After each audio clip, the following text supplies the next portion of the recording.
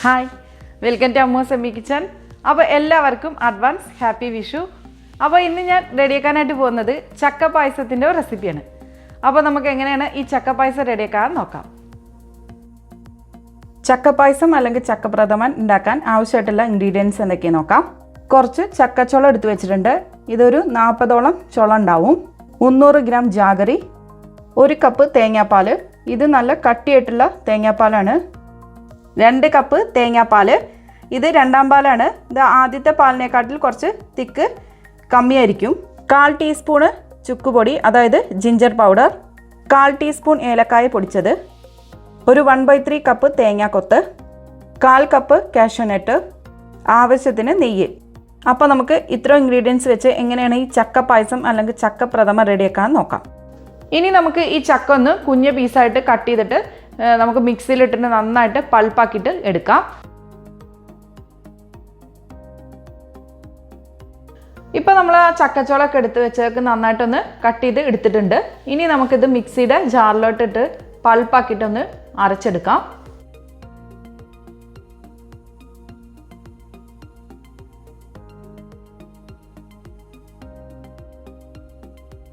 ഇപ്പോൾ ഈ ചക്ക ഞാൻ നന്നായിട്ടൊന്ന് പൾപ്പാക്കിയിട്ട് എടുത്ത് വെച്ചിട്ടുണ്ട്. ഇനി നമുക്ക് ശർക്കര ഒന്ന് ഉരുക്കിയെടുക്കാം. ഇപ്പം ഞാനൊരു പാത്രം അടുപ്പത്ത് വെച്ചിട്ടുണ്ട്. ഈ പാത്രത്തിലോട്ട് നമുക്ക് ശർക്കര ചേർത്ത് കൊടുക്കാം.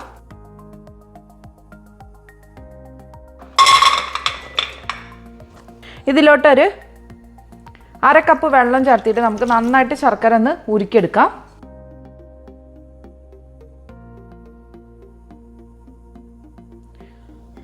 ഇപ്പോൾ ഈ ശർക്കര ഞാൻ നന്നായിട്ടൊന്ന് ഉരുക്കിയെടുത്തിട്ടുണ്ട്. ഇനി നമുക്കിത് ഒന്ന് നന്നായിട്ട് അരിച്ചെടുക്കാം. കാരണം ചില ശർക്കരയിൽ നമുക്ക് കല്ലൊക്കെ ഉണ്ടാവും. അപ്പോൾ അത് ഒന്ന് നമുക്കൊന്ന് അരിച്ചെടുക്കാം.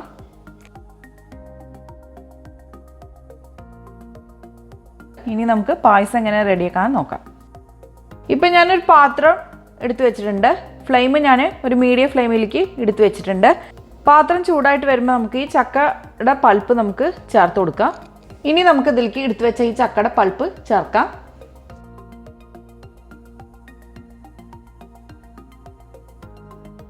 ഇപ്പോൾ ഈ ചക്കയുടെ പൾപ്പ് ഞാൻ ചേർത്ത് കൊടുത്തിട്ടുണ്ട്. ഇനി നമുക്കിത് ഒന്ന് ഇളക്കിയെടുക്കാം. ഇപ്പോൾ ഈ ചക്ക നന്നായിട്ടൊന്ന് കട്ടിക്കാണ് ഇരിക്കുന്നത്. ഇതിലേക്ക് നമുക്ക് ഒരു 1/2 കപ്പോളം വെള്ളം ചേർത്തിട്ട് ഒന്ന് ചക്ക ഒന്ന് വേവിച്ചെടുക്കാം. ഒരു 5 മിനിറ്റ് കഴിഞ്ഞാൽ ഈ ചക്ക നന്നായിട്ടൊന്ന് വെന്ത് വരും. അതിനുശേഷം നമുക്ക് നേരത്തെ ഉരുക്കിയെടുത്ത് വെച്ച ശർക്കര ചേർത്ത് കൊടുക്കാം.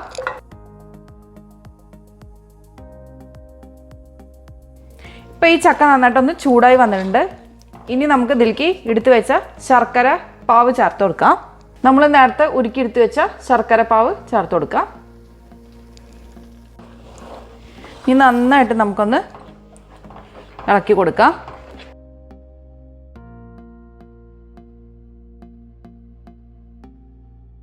ഇപ്പോൾ ഈ ചക്ക നന്നായിട്ട് ശർക്കരയായിട്ട് യോജിച്ച് വന്നിട്ടുണ്ട്. നന്നായിട്ട് ഇത് തെറിക്കുന്നുണ്ട്. ഈ സമയത്ത് നമുക്ക് രണ്ടാം പാൽ ചേർക്കാം. ഒന്നാം പാലല്ല, നമ്മൾ രണ്ടാം പാലാണ് ചേർക്കണത്. രണ്ടാം പാൽ ചേർക്കാം. ഈ രണ്ടാം പാൽ കടന്നിട്ട് ഇനി നന്നായിട്ട് ഈ ചക്ക നന്നായിട്ട് വെന്ത് കിട്ടണം.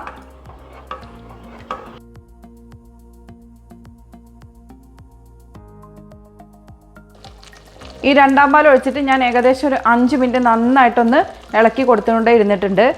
ഇത് നന്നായിട്ട് ഇപ്പോൾ ഒന്ന് കുറുകി വന്നിട്ടുണ്ട്. നന്നായിട്ട് ഇതിലേക്ക് യോജിച്ച് വന്നിട്ടുണ്ട് ഈ കൂട്ട്. ഉണ്ടോ, കളറൊക്കെ നന്നായിട്ടൊന്ന് ലൈറ്റായിട്ട് മാറി വന്നിട്ടുണ്ട്. ഇനി നമുക്ക് നേരത്തെ ഇതൊന്ന് എടുത്ത് വെച്ച ചുക്കുപൊടി ചേർക്കാം. അതുപോലെ തന്നെ ഏലക്ക പൊടിച്ചതും ചേർക്കാം. എന്നിട്ട് നന്നായിട്ടൊന്ന് മിക്സ് ചെയ്ത് എടുക്കാം.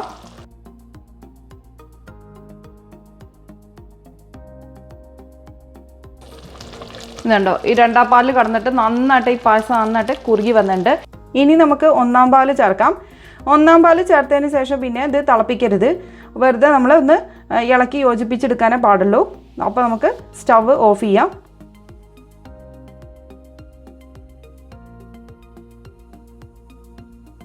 ഇപ്പോൾ ഇപ്പോൾ ഒന്നാം പാൽ ചേർത്തിട്ട് ഞാനൊന്ന് മിക്സ് ചെയ്ത് എടുത്തിട്ടുണ്ട്. അടുത്തത് ഇനി നമുക്ക് നെയ്യിൽ നമുക്ക് കുറച്ച് കാഷ്യൂനട്ടും അതുപോലെ തന്നെ തേങ്ങാക്കൊത്തും നന്നായിട്ടൊന്ന് വറുത്തിട്ട് ഇതിലേക്ക് ആഡ് ചെയ്ത് കൊടുക്കാം. ഇപ്പം ഞാനൊരു പാൻ അടുപ്പത്ത് വെച്ചിട്ടുണ്ട്. ഈ പാനിലോട്ട് നമുക്ക് കുറച്ച് നെയ്യ് ചേർക്കാം. ഈ നെയ്യ് ചൂടായിട്ട് വരുമ്പോൾ നമുക്ക് ഇതിലേക്ക് തേങ്ങാക്കൊത്ത് ചേർക്കാം. ഇപ്പോൾ ഈ നെയ്യൊന്ന് ചൂടായിട്ട് വന്നിട്ടുണ്ട്. ഇനി നമുക്ക് എടുത്തു വെച്ചാൽ ഈ തേങ്ങാക്കൊത്ത് ചേർക്കാം.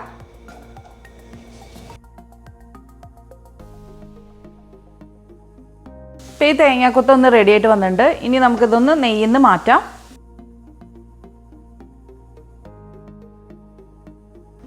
ഇനി നമുക്ക് ഇതിലേക്ക് എടുത്തു വെച്ചാൽ കാഷ്യൂനട്ട് ചേർക്കാം. എന്നിട്ട് ഇതൊന്ന് ഫ്രൈ ചെയ്തെടുക്കാം.